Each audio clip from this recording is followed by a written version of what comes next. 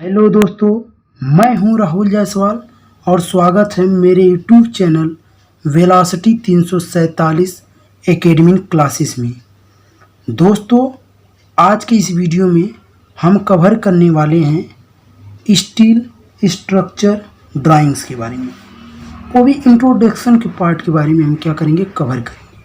यानी steel structure drawings के परिचय के बारे में जानेंगे। एक्चुअली स्टील स्ट्रक्चर ड्राइंग पढ़ते क्यों हैं, यानी पढ़ने का हमारा तात्पर्य क्या है। अगर आप लोगों ने इसके पहले वाला वीडियो अगर नहीं देखा है तो मैंने डिस्क्रिप्शन बॉक्स में इसका लिंक दे रखा है, वहाँ से आप लोग जाकर देख सकते हैं।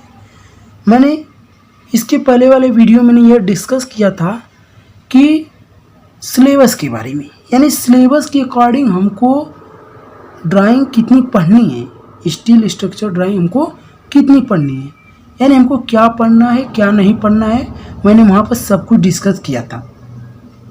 तो आज की इस वीडियो में हम बात करेंगे स्टील स्ट्रक्चर ड्राइंग्स इंट्रोडक्शन के बारे में। दोस्तों, अगर आप हमारे इस चैनल पर नए हैं तो लाइक सब्सक्राइब करें और बेल आइकन को दबाना न भूलें। तो आइए वीडियो को स्टार्ट करते हैं।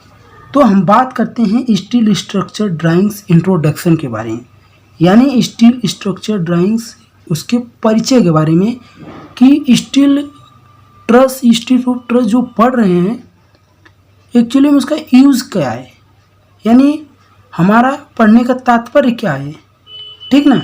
तो हम बात करेंगे कि स्टील ट्रस यानी यूज़ ऑफ स्टील ट्रस, यानी इस्पात कैंची का उपयोग।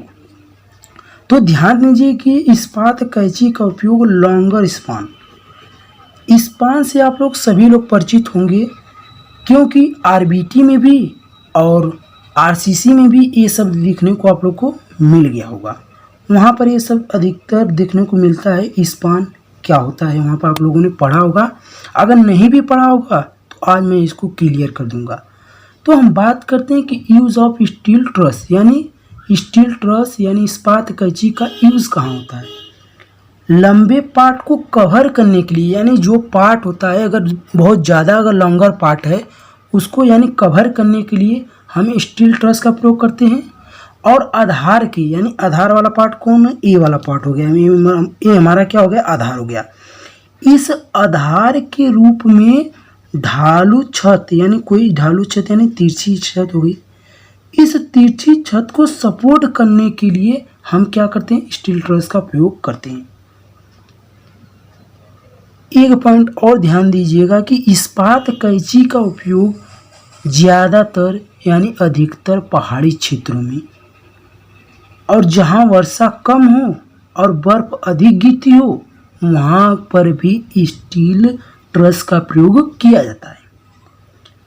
जैसे आप लोग ये देखिए, ब्रिज यानी पुल, आरबीटी में आप लोग पुल पढ़े होंगे, वहाँ पर जो दो सपोर्ट दिया जा रहा था उसमें जो देखा जा रहा था जो ढालू छत दी जा रही थी, यानी इसके नाम से पता चल रहा है कि यानी यहाँ पर स्टील रूफ ट्रस जो पढ़ रहे हैं यानी ढालू छत को सपोर्ट करने के लिए क्या किया जाता है, स्टील ट्रस का प्रयोग किया जाता था। इसके साथ ही साथ थिएटर में, पूल में, वर्कशॉप शेड में, सिनेमा हॉल में, रेलवे स्टेशन, गोदाम, स्टोर, बड़े बड़े कारखाने हो गए, सपोर्ट स्टेडियम, यानी बहुत से ऐसे जब जो शब्द हैं, इनफाइनाइट शब्द देखने को मिल जाते हैं, वहाँ पर क्या होते हैं, स्टील ट्रस का प्रयोग किया जाता है। इतना तो आप लोगों को क्लियर हो गया कि स्टील ट्रस का हमको यूज़ कहाँ होता है, यानी इसका प्रयोग कहाँ होता है। अब आगे के पार्ट में हम आपको बताएंगे कि स्पान क्या होता है, यानी पार्ट क्या होता है। पार्ट आप लोगों सभी लोग परिचित होंगे कि ये मान लीजिए एक सपोर्ट यह हो गया, एक सपोर्ट यह हो गया, यानी एक सपोर्ट यह, एक सपोर्ट यह, यानी दो सपोर्ट हो गया। इन दो सपोर्ट के जो बीच की जो क्षैतिज दूरी थी, क्षैतिज ऊर्ध्वाधर दूरी आप लोगों को मैं क्लियर कर देता हूँ, यह होता है क्षैतिज दूरी और यह होता है ऊर्ध्वाधर दूरी, ठीक ना। इसको बोला जाता है हॉरिजॉन्टल और इसको बोला जाता है वर्टिकल, यानी दो सपोर्ट के बीच की क्षैतिज दूरी को हम क्या कहते हैं, पार्ट कहा जाता है, यानी क्लियर स्पान कहा जाता है। ठीक ना, मैंने यह बोला कि दो सपोर्ट यानी एक सपोर्टी। सपोर्ट मतलब होता है आलम, ध्यान दीजिए, आलम नाम भी, हिंदी भी नाम जानते रहिए, यानी दो आलम के बीच की क्षैतिज दूरी को पार्ट कहा जाता है, या तो यह बोल लीजिए दो सपोर्ट के बीच की क्षैतिज दूरी को पार्ट कहा जाता है। स्पान तो आप लोगों का क्लियर हो गया। अब स्पान के बाद हम बात करते हैं कि पिच क्या होता है, वैसे ही पिच के बाद आएंगे राइज क्या होता है, वे सब आप लोग को मैं क्लियर कर देता हूँ।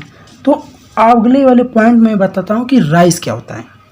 ठीक है ना दोस्तों, तो राइज क्या होता है, आइए इसको भी समझ लेते हैं, यानी उठान क्या होता है। ठीक ना, तो उठान जो होता है, यह नीचे की रेखा जो दिख रहा है ना, नीचे की रेखा से ये शीर्ष हो गया, यानी वर्टेक्स हो गया, यानी टॉप पॉइंट हो गया। इस टॉप रेखा तक की ऊर्ध्वाधर दूरी को हम क्या बोलते हैं, उठान बोलते हैं। मैंने यही बोला कि नीचे की रेखा से शीर्ष रेखा तक ऊर्ध्वाधर दूरी को हम क्या बोलते हैं, उठान कहते हैं। इतना क्लियर हो गया। अब बात करते हैं कि कूट पट्टी यानी रीज पीस क्या होता है। ठीक है ना, यह होता है रीज होता है, यानी इसको बोला जाता है कूट, यह होता है निचला वाला पॉइंट। ठीक ना, तो कूट पट्टी क्या हो गया, कूट पर यानी इस पर, कूट पर कैंची एलिमेंट की शीर्ष पर, यानी ये हो गया ट्रस हो गए, ये सब पॉइंट क्या दिख रहे हैं, ट्रस दिख रहे हैं। कूट पर कैंची एलिमेंट के शीर्ष पर जोड़ने के लिए एक बीम प्रदान की जाती है। देखिए ये बीम है ना, यही बीम की मैं बात कर रहा हूँ। बीम प्रदान की जाती है, उसे ही बोला जाता है कूट पट्टी कहते हैं। ठीक है ना, उसे ही क्या बोला जाता है, कूट पट्टी। अब बात करते हैं ओलती बोर्ड क्या होता है। ओलती बोर्ड यानी एव बोर्ड। ओलती बोर्ड जो होता है, जो ट्रस के सबसे निचले भाग, यानी ये जो कैंची दिख रही है, इस कैंची का जो सबसे निचला भाग क्या दिख रहा है, ये दिख रहा है, सबसे निचले भाग पर होता है, जहाँ नाली क्या होती है, निचले सिरे से मिलती है। ये नाली देखिए, इसकी सिरे से क्या होती है, मिल रही है। ओलती बोर्ड इसी जगह लगाया जाता है। अब आता है कि दीवार प्लेट यानी वॉल प्लेट क्या होता है। वॉल प्लेट यानी यही होता है, देखिए यह वाला पॉइंट, यह वाला पॉइंट, यही होता है वॉल प्लेट। राफ्टर को वॉल के साथ जोड़ने के लिए, राफ्टर को वॉल के साथ जोड़ने के लिए स्टील की एलिमेंट के टुकड़े को दीवार प्लेट कहा जाता है। ठीक ना, यह जो 5 पॉइंट है, अगर आप लोग इसको इतना समझ गए तो मैं समझता हूँ कि आप लोगों को जो मैं कल के ड्राइंग में बनाऊँगा उसमें ये सब यूज़ होंगे, वहाँ पर आप लोग को समझ में आएंगे कि ये शब्द का मतलब क्या है। ठीक ना, तो इतना आप लोग समझ गए। अब इतना समझने के बाद अगले वाले पॉइंट में हम बात करते हैं कि पिच क्या होता है। ठीक है ना, पिच क्या होता है कि राइस और स्पान के रेशियो को पिच ढलान और पिच को अलग किया जाता है। राइस और स्पान की रेशियो को पिच ढलान और पिच को अलग किया जाता है। इस पॉइंट को मतलब समझिए, मैं क्या करना चाहता हूँ। छत, एक पॉइंट देखिए, छत को कवर करने के लिए जीआई सीट या एसी नालीदार चादरें इस्पात के पर्लिन के साथ जुड़ी थी। पर्लिन क्या होता है, देखिए यही होता है पर्लिन हमारा। ठीक है ना, ये वाला पॉइंट होता है, ये पर्लिन होता है। इसको बोला जाता है पर्लिन बोला जाता है, इसको बोला जाता है रिज कैप बोला जाता है, या कूट पट्टी बोला जाता है। और यहाँ से यहाँ पैनल हो गया, इसको बोला जाता है, ये जो लाइन पूरा देखिए इसको टाई बीम बोला जाता है। ठीक ना, और इसको यहाँ पे एक जे बैग बनाया जाएगा यहाँ पर। ठीक ना, जे हुक बनाया जाएगा। जब मैं ड्राइंग बनाऊंगा जे हुक का मतलब समझ में आएगा कि क्यों बनाया जाता है। ठीक ना, और ये हो गया स्ट्रट हो गया, और यहाँ पर ये जाने के नाली हो गया, ये बोर्ड हो गया, रिज कैप हो गया। यहाँ से यहाँ तक पॉइंट को मैंने बोला राइस, और ये होता है प्रिंसिपल राफ्टर। जो पहली लाइन दिख रही है इसको बोला जाता है प्रिंसिपल राफ्टर।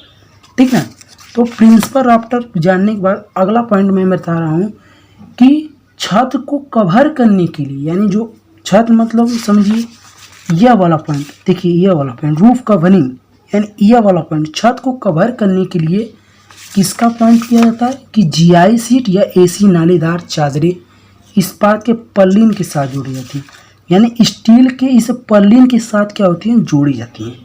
ठीक ना। अब सबसे महत्वपूर्ण और इम्पोर्टेंट पॉइंट बता रहा हूँ कि स्टील ट्रस में राइस को स्पान का 1/4 से 1/5 रखा जाता है। इसका मतलब आप लोगों को तभी समझ में आएगा जब मैं ड्राइंग बनाऊंगा तब। इसको आप क्या करेंगे, याद रख लेंगे। पिच को पार्ट का 1/3 रखा जाता है। पिच क्या होता है कि जो पार्ट होता है यानी जो स्पान होता है, यानी पार्ट यानी यह दूरी एक्चुअली मान लीजिए कोई 15 है, इस 15 का 1/3 रखा जाता है। ठीक ना। यानी 1/3 यानी अगर 15 स्पान है, अगर इसको मैं 3 से भाग दे रहा हूँ यानी 5, यानी एक पार्ट 5 आएगा, एक पार्ट 5 आएगा। यही देखिए पीस है, एक ये हो गया, एक ये हो गया। ठीक है ना। तो पीच को पार्ट का 1/5 रखा जाता है, 1/3 रखा जाता है। फॉर एग्जाम्पल अगर मान लीजिए स्पान 15 मीटर है, स्पान का मतलब क्या हो गया, यहाँ से यहाँ तक की जो दूरी है इसको मैंने बोला था स्पान। अगर यह स्पान 15 मीटर है तो राइस क्या होगा, यानी यह वाला पॉइंट अगर राइस क्या होगा। क्वेश्चन में अगर आप लोग को गिवन नहीं दिया रहेगा, खाली आप लोगों को स्पान दिया रहेगा तो राइस अपने आप निकाल सकते हैं। मैंने लिखा है कि राइस को स्पान का 1/4 से 1/5 रखा जाता है। तो राइस बराबर क्या हो जाएगा, 1/5 ले लीजिए या 1/4 ले लीजिए। तो स्पान कितना है दोस्तों, 15 है। को अगर 15 से मैं 5 से भाग दे रहा हूँ यानी 3 मीटर आ रहा है, यानी राइस की जो ऊंचाई वो कितना हमको मिल गया, 3 मीटर मिल गया। वैसे ही मैं अगर पिच की बात करूँ, यहाँ से 1 पिच हो गया, 2 पिच हो गया, 3 पिच हो गया, 4 पिच हो गया, 5 पिच, वो ऊपर डिपेंड करता है कि कितनी इसकी लंबाई है, यानी कितनी भागों में बढ़ सकता है। तो अगर पूरा स्पान कितना है, 15 है, समझ रहे हैं ना। अगर मैं 3 से इसको भाग दे रहा हूँ तो 3 × 5 = 15, यानी एक एक पिच जो है हमारा 5 मीटर का मिल जाएगा। ठीक है ना। यानी एक पिच यहाँ से यहाँ तो 5 मीटर, यहाँ से यहाँ 5 मीटर, यहाँ से यहाँ 5 मीटर, ऐसे ये बनता चला जाएगा। तो दोस्तों इसमें यही मैं बता रहा हूँ कि पिच क्या होता है, स्टील ट्रस में राइस क्या होती है, और उल्टी बोर्ड क्या होता है, दीवार प्लेट क्या होता है। ये सब पॉइंट आप लोगों को क्लियर यहाँ पर कर दिया। अब मैं कल की वीडियो में अगर मैं ड्राइंग बनाऊँगा तो आप लोगों को प्रॉब्लम नहीं होगा। धन्यवाद दोस्तों।